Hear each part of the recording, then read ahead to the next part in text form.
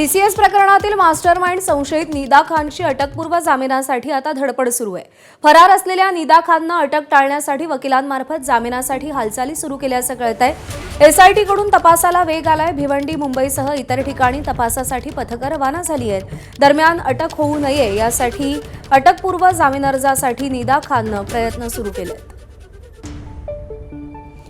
मुकुल कुलकर्णी आपले प्रतिनिधी आपल्याला अधिक अपडेट देतील। मुकुल, एकीकडे निदा खानचा पत्ता लागत नाहीये, तपासासाठी पथकं रवाना झाली आहेत आणि दुसरीकडे आता ती अटकपूर्व जामिनासाठी प्रयत्न करताना दिसतेय, काय अपडेट्स आहेत?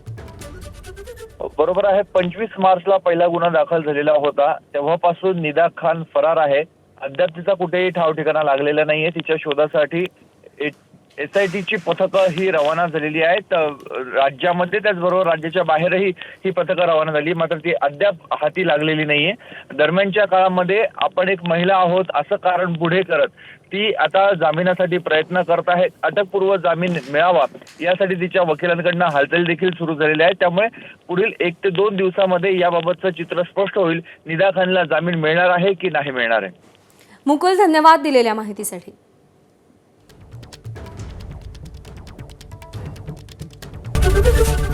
एबीपी माझा, उघडा डोळे बघा नीट।